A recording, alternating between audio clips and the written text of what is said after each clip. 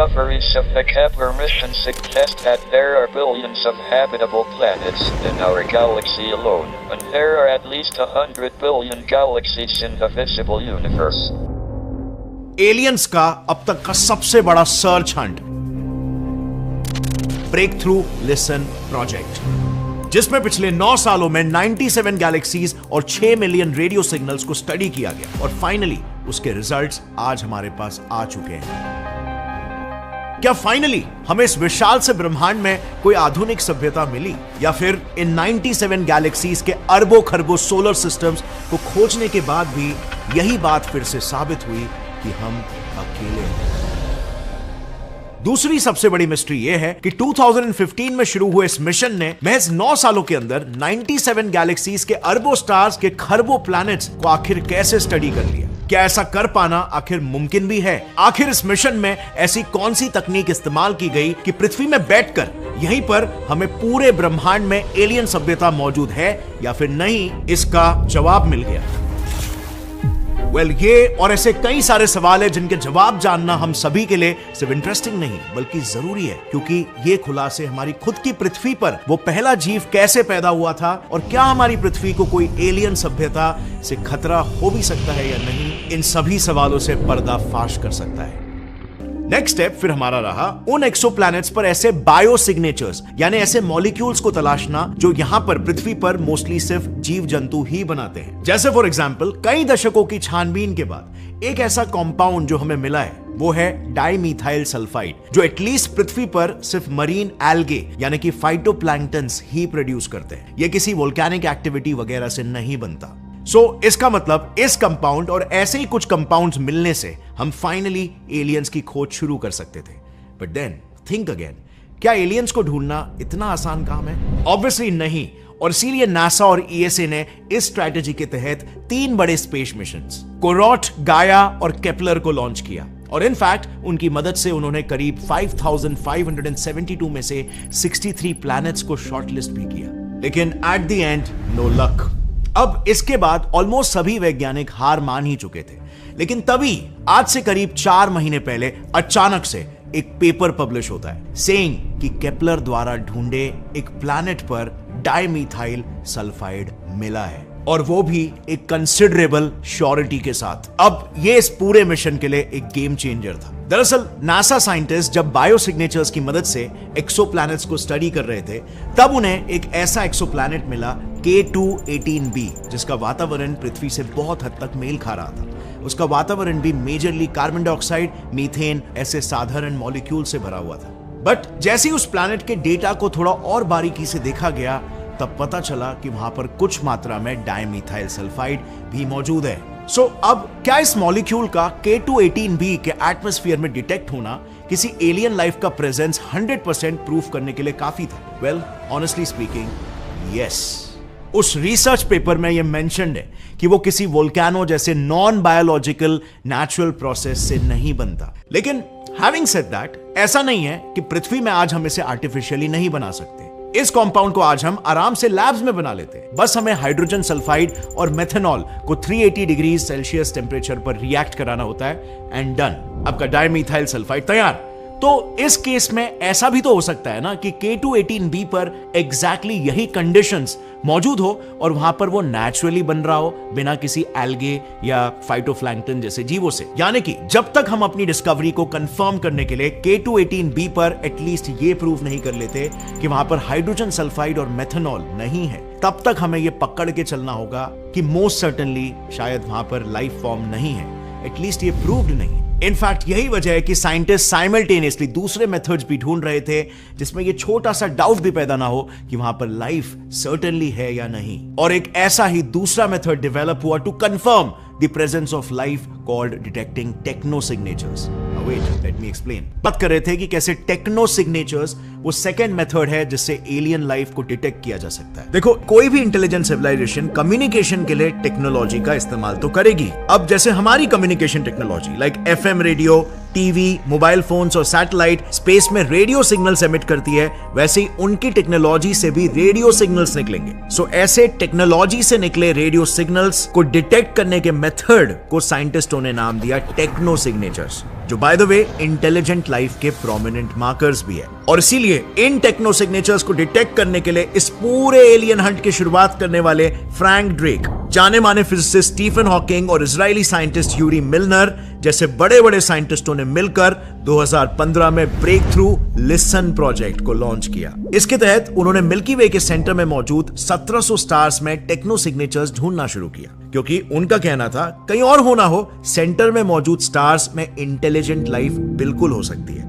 अब ऐसा क्यों, इसे हम पृथ्वी के एग्जाम्पल से समझते हैं। सूरज और पृथ्वी बनने के 4.6 बिलियन साल बाद उस पर पहले इंसान ने कदम रखा था, और फिर इसके बस 3 लाख साल बाद हमने ऐसी टेक्नोलॉजी बनाना शुरू कर दी जो स्पेस में टेक्नो सिग्नेचर्स भेज सकती है। यानी कि हमने जब टेक्नो सिग्नेचर्स भेजना शुरू किया तब तक तो सूरज अपनी आधी लाइफ जी चुका था। दिस मीन्स कि स्टार जितना ज्यादा पुराना होगा, उसके इर्द गिर्द घूम रहे प्लैनेट्स पर इंटेलिजेंट लाइफ मिलने के चांसेस उतने ही ज्यादा होंगे। और किसी भी गैलेक्सी में सबसे ओल्डेस्ट स्टार्स उसके सेंटर में मौजूद होते हैं, और इसीलिए रिसर्चर्स ने मिल्की वे के सेंटर में मौजूद स्टार्स को चुना। लेकिन इन स्टार्स से आ रहे रेडियो सिग्नल्स को स्टडी करते समय उनके सामने एक प्रॉब्लम आई। प्रॉब्लम यह थी कि गैलेक्सी में मौजूद स्टार्स, ब्लैक होल्स और पल्सार्स से आ रहे रेडियो सिग्नल्स और इंटेलिजेंट सिविलाइजेशंस की टेक्नोलॉजी से आ रहे रेडियो सिग्नल्स में आखिर फर्क कैसे करें। वेल, इन दोनों में फर्क कर पाने के लिए सबसे पहले रिसर्चर्स ने स्टार्स, ब्लैक होल्स और पल्सार्स किस फ्रीक्वेंसी पर रेडियो सिग्नल्स एमिट करते हैं, इसे स्टडी करना शुरू किया। अब इन स्पेस इवेंट्स के रेडियो सिग्नल्स की फ्रीक्वेंसी का पता लगाने के बाद ये ऐसे रेडियो सिग्नल्स ढूंढने लगे जो इनसे अलग थे। अब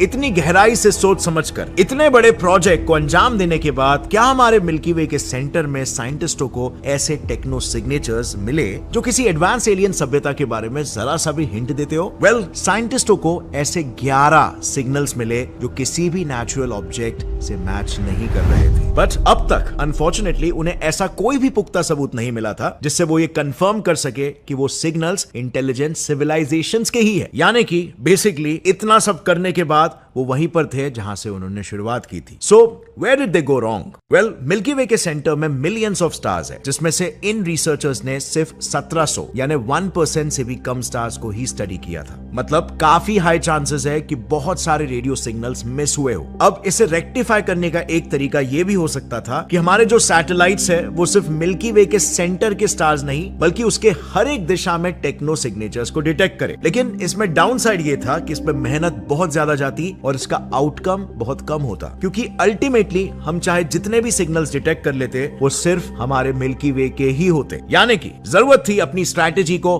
फिर एक बार इवैल्यूएट करके अपडेट करने की। साइंटिस्टों ने सोचा कि हम एक काम कर सकते हैं, क्यों ना हम अपने ही गैलेक्सी के स्टार्स को ढूंढने के जगह पर दूसरे गैलेक्सीज को स्टडी करते हैं। इससे हम एक साथ बिलियंस ऑफ स्टार्स को वन गो में स्टडी कर सकते हैं। और इसीलिए 2023 में उन्होंने एक ऐसा मेथड निकाला जिससे वो एक समय पर ट्रिलियंस ऑफ स्टार्स को स्टडी कर सकते थे। इसके लिए उन्होंने सबसे पहले मिल्की वे के सबसे करीबी गैलेक्सीज को आइडेंटिफाई किया। फिर यूएस में मौजूद ग्रीन बैंक रेडियो टेलीस्कोप की मदद से उन्होंने इनसे आ रहे रेडियो सिग्नल्स का करीब 1440 टीबी जितना डेटा जमा किया। अब इतने डेटा को स्टोर करने के लिए हमें 128 जीबी के ऐसे 11,250 पेन ड्राइव लगते, और इसे सिर्फ प्रोसेस करने के लिए रिसर्चर्स को 4 साल लग जाते। और इसीलिए सभी डेटा को मैनुअली स्टडी करने के बजाय उन्होंने इसे स्टेप बाय स्टेप फिल्टर करने का सोचा। सबसे पहले उन्होंने यह आइडेंटिफाई किया कि इन सभी रेडियो सिग्नल्स में से कौन से सिग्नल्स प्लैनेट से आ रहे हैं। अब क्योंकि प्लैनेट्स अपने स्टार्स के अराउंड चक्कर लगाते हैं, उनसे आ रहे रेडियो वेव्स की फ्रीक्वेंसी कम ज्यादा होती रहती है। इट्स सिमिलर टू जब कोई एम्बुलेंस हमारे करीब आती है, उससे आ रही साउंड वेव्स की फ्रीक्वेंसी ज्यादा होने लगती है, और जब वो हमसे दूर जा रही होती है तो फ्रीक्वेंसी कम।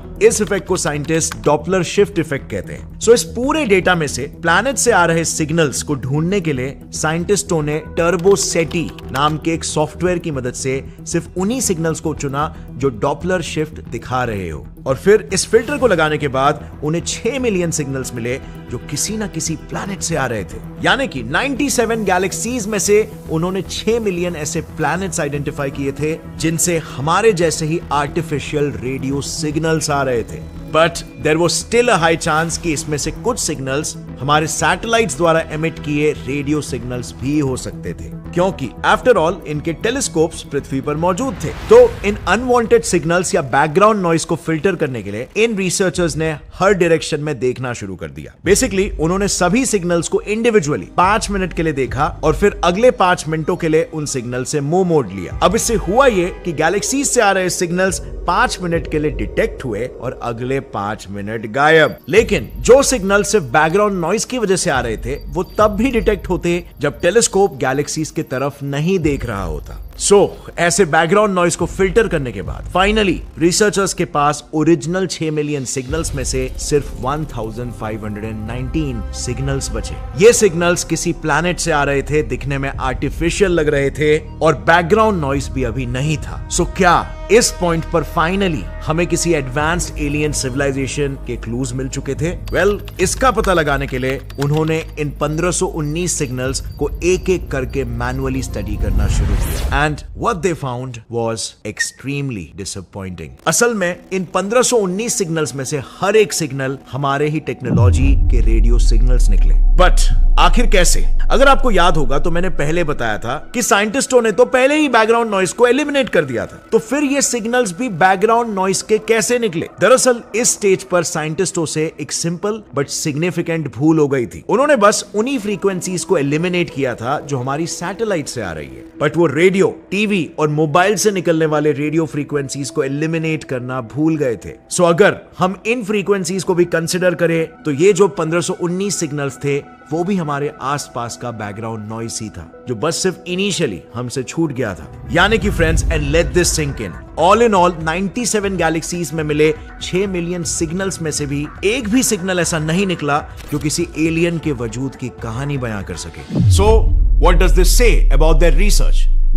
सबसे पहली बात, our life is so freaking damn rare. 97 आकाश गंगाओं में अरबों प्लैनेट्स हैं, लेकिन एक में भी हम जैसा जिंदा बुद्धिमान जीव हमें नहीं दिखा। हम हमारे इस 80 साल के कॉन्शियसनेस के अनुभव, जिसे जिंदगी कहते हैं, को कितना फॉर ग्रांटेड लेते हैं। ये ब्रह्मांड हमारे जन्म से भी 14 बिलियन सालों पहले से ही मौजूद था, लेकिन हमें इसका कोई भी एहसास नहीं था, कोई फीलिंग, कोई कॉन्शियसनेस ऑफ बीइंग अलाइव नहीं थी।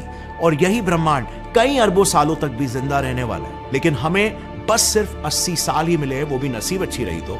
और इसी नजरिए से हमारा समय ब्रह्मांड का वो सबसे अमूल्य चीज बन जाता है जो हर किसी के पास इक्वल तो है, लेकिन कितने ही लोग उसे सबसे मूल्यवान चीज की तरह ट्रीट भी करते हैं। और कितने ही लोग इस क्षण भर की जिंदगी में हमारे रचयिता ब्रह्मांड को और उसमें मौजूद हर उसके क्रिएशन को जानने और समझने की जिज्ञासा रखते हैं। ये सिर्फ और सिर्फ हम जैसी कॉन्शियस इंटेलिजेंट लाइफ ही कर सकती है, लेकिन कई लोगों ने अब तक इस सिंपल से फैक्ट को रियलाइज तक नहीं किया है। इसी समझ के साथ ये हारी हुई रिसर्च हमें आयरॉनिकली जीतना भी सिखाती है। पता है, हमने अपनी पूरी कोशिश की, एलियंस ढूंढने में बेस्ट इक्विपमेंट्स लगा दिए, बेस्ट दिमाग लगा दिए, करोड़ों रुपए खर्च कर दिए, उसके बाद भी हम फेल हो गए। लेकिन ऐसे ही तो कितने बार हम फेल हुए थे एक मामूली से इलेक्ट्रिक बल्ब बनाने में या एक कंप्यूटर बनाने में। येट एक 1850s के विशाल कंप्यूटर से 1000 गुना ज्यादा कंप्यूटिंग वाली मशीन हम अपने हाथों में लेकर घूमते हैं आज। और यही एग्जैक्टली होता है एक साइंटिफिक माइंडसेट, एक विनिंग माइंडसेट। हारने पर अपनी हार के कारणों को दोबारा से एनालाइज करो, फर्स्ट प्रिंसिपल अप्रोच से दोबारा इवैल्यूएट करो, इंप्रूवमेंट्स के लिए नए आइडियाज सोचो। 10 बार फेल हो, लेकिन अंत में कुछ ऐसा कर जाओ जो इंसानी इतिहास को हमेशा हमेशा के लिए बदल दे।